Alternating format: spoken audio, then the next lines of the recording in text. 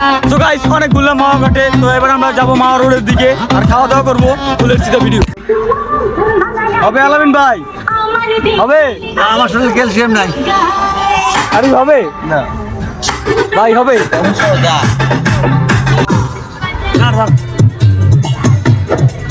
Play or subscribe now.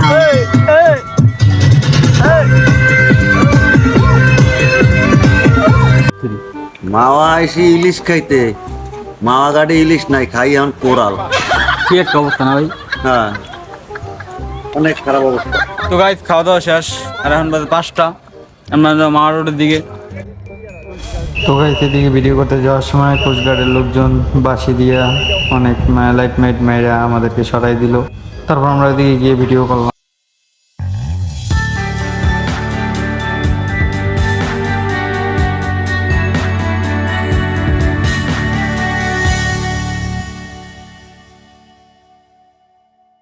What's up guys?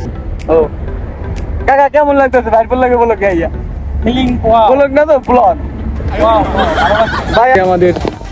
আরে আরে দেখতেই পাচ্ছেন গাইস ভিউটা কিন্তু অস্থির। এই কাকা আছে দেখতে পাচ্ছেন, ভাই আছে, বড় ভাই আছে, এই একটা পরিবেশে আছে সবাই। এই যে বড় আরে ভাই আপনার লাইটটা কিন্তু কঠিন চলতেছে ভাই। এই দেখতে পাচ্ছেন ওই যে সামনে দেখা যাচ্ছে পদ্মা সেতু। এই পদ্মা সেতুর লাইট দেখা যাচ্ছে ওইখান থেকে। সে একটা ভিউ গাইস। এখানে মানুষজন আছে অনেক দেখা যাচ্ছে এখানে। রাতের মাওয়া এখন বাজে রাত 3টা। তো এই সময় আমরা আসছি মাওয়া। Miss you. কার মিস করতেছেন কাকা? কাকা ও ভাই নামটা আজকে বললেই দাও। বলেন, লজ্জা করে, লজ্জা। লজ্জা না, 7 বছর মিস করতেছি, কিছু বলার নাই। তা বলেন, ধন্যবাদ, তুমি আসছো, আমাদেরকে নিয়ে আসছো, খুব খুশি হয়েছি আমরা এই মুহূর্তে। কাকা হ্যাঁ আপনি বলেন যে কেন আপনি মানে কি হয়েছিল কাহিনী ঘটনাটা বলেন, আমরা দর্শক দেখবি। না থাক, বলেন পরে কেন উড়াল দিয়েছে তুমি বলো, বলেন। দর্শক জানতে চায়। থাক বলতে চাচ্ছে না, থাক কি ভাই? এই কথা আপনি শুনতে চাইতেছেন না? আপনি বলেন আপনি শুনতে চাইতেছেন না, কি না, না? আমি শুনতে চাচ্ছি না, কারণ যে কথা নিচে আছে, চাপা আছে, ওই কথা জাগানোর দরকার নাই। তাহলে পিছনের যে তাহলে আমি কষ্টটা ওটা আবার রিকোয়েস্ট করতেছি, প্লিজ বলেন আপনি। না, এটা বলার দরকার নাই। এখন তুমি বল, তার মনে অনেক কষ্টও বলতে পারবে না। যাক কাকা বলবে না। কষ্ট যাই হোক কষ্ট আপনারা হয়, দেখতে পাচ্ছেন কলজাটা পরিবেশটা কিন্তু জোর। এটা কারেন্টটা চলে গেছে না গাইস, এটাকে আরো সুন্দর দেখছেন, ভিউটা অস্থির হইতো।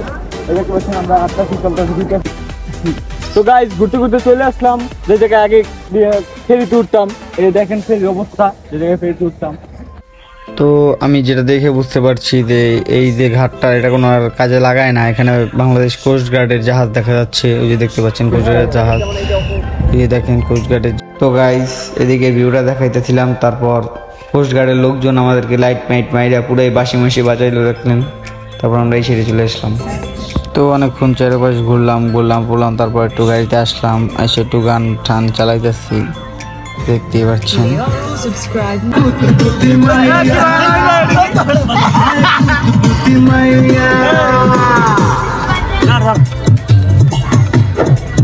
Play or subscribe now.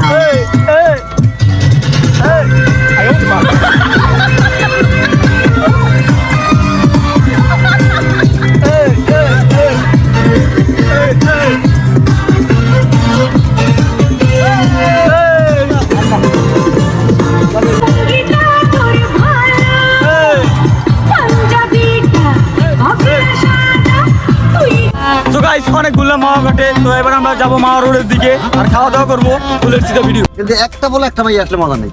হ্যাঁ, আপনি মাওয়া ঘাট প্রতিবার কয়বার আন ভাই? মানে আমি প্রতি এক মাসে কয়বার? এমন কোনো মাস নাই যে মা আমার আশা পড়ে না। আর এই যে দেখতে দেখতে এই সমস্ত কাণ্ড কারখানা দেখতে দেখতে আর সয়ের আর রুচি নেই, সয়ের রুচি শেষ। এই অবস্থা না ভাই? আরে কেমন লাগলো ভাই মাওয়া ঘাট ঘুরা? অসাধারণ ভাই, হ্যাঁ? ভালো লাগছে আমার। ভাই কাকা আপনি কি অবস্থা? ভাই কাকা মানে বোঝানোর ভাষা নাই, ভাষা প্রকাশ করা যাবে না যে কিরকম মজা পাইছি। অনেক মজা পাইছি, পাঞ্চারি দ্বারা এবার ডাইং আশা করি আবারও আসবো আমরা, সমস্যা নাই। কাকা চ্যানেলটা সাবস্ক্রাইবের কথা বলেন। কোনটা ঢুকবা আমাদের চ্যানেলটা সবাই সাবস্ক্রাইব করে দিবেন। না যে জায়গাটা কই যায় এই দেশটা রাখবো, কারণ ওইটা তো তো গাইস আমরা যাচ্ছি এখন খাওয়া দাওয়া করতে। তো এখন আমরা নামবো, দেখতে পাচ্ছেন সামনে অনেকগুলো রেস্টুরেন্ট আছে। তো গাইস আমরা চলে আসলাম রেস্টুরেন্টের সামনে, দেখতে পাচ্ছেন। তো এখানে আমরা খাওয়া দাওয়া করবো, ইলিশ খাবো। মাওয়া ইলিশ খাবো না সেটা হয় না, সো লেটস সি।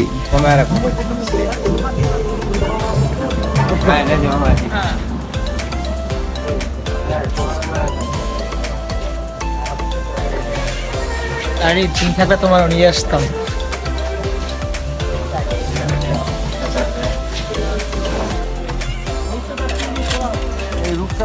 তো এই জায়গায় এসে সবচেয়ে বড় একটা ডুস খেলাম যে ইলিশ নাকি কোনো জায়গায় পাওয়া যাচ্ছে না, ইলিশের অভাব চলতেছে গাইস। শোনার পর মাথাটা নষ্ট হয়ে গেল। এই জায়গায় আছে এখন চিংড়ি, রূপচাঁদা আর কোরাল মাছ। তো দেখি কি করা যায়। জিনিস তো নাই একবার কোনো জায়গায় নেই। না কোনো জায়গায় নেই। আর রূপচাঁদা কোরাল কেমনে কি? কোরাল হচ্ছে কেজি গো। কেজি হচ্ছে 900 টাকা। কেজি 900। গাজলে খাওয়াইছি দেখে গলা কাটানো টাকা কত? আর 900 টাকা কেজি, এটা হাই রেট না? গলা কাটার কোনো ব্যবসা না। দাম তো কোন জায়গায় ইলিশ পাইতেছি না। দাম করে দাম ইলিশ কোনো হোটেলেই নাই। ইলিশের অভাব চলতেছে তো। দাম দেওয়ার দরকার নাই। তখন কি করব ডিসাইড করতেছি। তো গাইস সবার সাথে ডিসাইড কইরা সবাই বললো যে কোরাল মাছ খাবে, তো আমিও কোরাল মাছ পছন্দ, তো কোরাল মাছ অর্ডার দিলাম। তারপর তো গাইস চলে আসলাম খাওয়া দাওয়া করতে। দেখতে পাচ্ছেন একটা হোটেল, এই হোটেলটা। এখানে আসলাম খাওয়া দাওয়া করবো। এখানে মাছের কাজ চলছে। তো এখানে মাছ কাটটা বাছাবাছি করতেছে, দেখতে পাচ্ছেন ফুল সাইজ আছে এখানে। তো মাছের কাজ ভাই করতেছে। আর এইখানে দেখতেছেন আলামিন ভাই, খালিদ কাকা এবং আদনান ভাই, তারা দাঁড়িয়ে দাঁড়িয়ে দেখতেছেন। তো সবাই এইসব ওয়েট করতে করতে করতে করতে অবস্থা খারাপ। এই মাছ হইতে হইতে প্রায় 1 ঘন্টা সময় নিছে আমগোতে। দেখতে পাচ্ছেন সবাই বইয়ে থাকতে থাকতে মানে ক্লান্ত হয়ে গেছি। তারপরও তাদের কাজই শেষ হয় না। তো কী করবো, ওয়েট করতেছি তো করতেছি। ও অবশেষে আমাদের সামনে চলে আসলে আমাদের কোরাল মাছ। দেখতে পাচ্ছেন কোরাল মাছ আছে, ভাত আছে, ওখানে ভর্তা দিয়েছে, আরও লেজের ভর্তা দিয়েছে ওই জায়গায়, আর ডাল আছে। তো সব মিলে খাওয়া শুরু করলাম সবাই মিলে। তারপর ভাই কেমন লাগতেছে? অনেক ভালো। অনেক ভালো।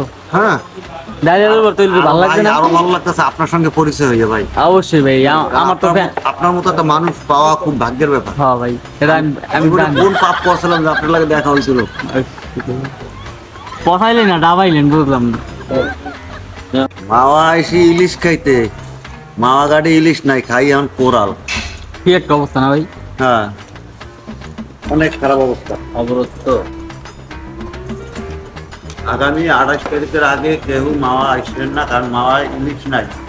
ইলিশ না খাইলে আসতে পারেন, আর যদি ইলিশ খাইতে চান 28 তারিখের আগে কেউ আসবেন না। আমরা অনেক চেষ্টা করছি। আমরা খাই কোরাল।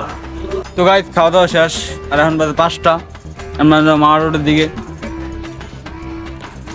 দেখতেই পারতেছেন। গুড বাই মাওয়া।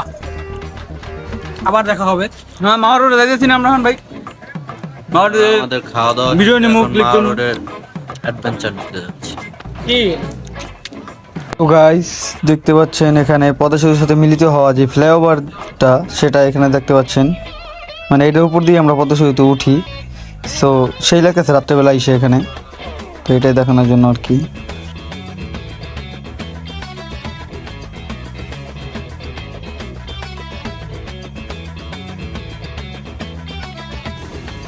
তো আর মাওয়া রোডে যাওয়া হইলো না, কারণ সকালে হয়ে গেল আর সবাই ঘুমাইতে যেতেছে। তারপর সবাই ঘুমাইতেছে, দেখতে পাচ্ছেন একবারে ঘুমে অবস্থা খারাপ। আদনান ভাই, খালিদ কাকা, আর সামনে দেখতে পাচ্ছেন আরিফ, তাও ঘুম। শুধু আমি সজাগ আর ভাই সজাগ। তো আমরা এখানে আসছি গ্যাস নিতে, গাড়ি গ্যাস শেষ। তো ভাই দেখতেছেন কথা বলতে সালামিন ভাই, মানে সে লোকটা অমায়িক লোক, খুবই একটা মজার লোক দেখতে পাচ্ছেন। ওই যে গেঞ্জির পিছিয়ে আর ঢুকায় যে অবস্থা, সে ভিডিও করতে সে দেখতেছে না। ওই দেখেন কি জানি বাইক করলো। দেখতেই পাচ্ছেন। কমেন্ট বক্সে সবাই তার একটু পচাই দিবেন যাতে সে দেখে দেয় তাতে পচানো হয়েছে।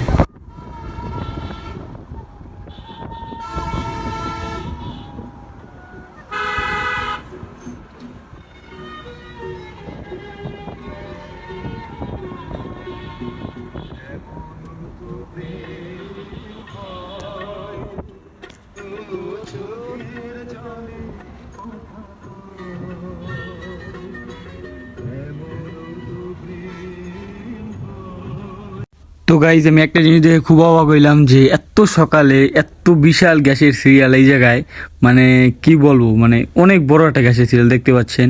এই গাড়ি তো যাইতেছে মানে পুরা রোডেই গ্যাসের সিরিয়ালে ভরে রয়েছে। অবশ্যই সে পাম্প, যে পাম্প দেখা যাচ্ছে, ওই যে গ্যাস পাম্প দেখেন।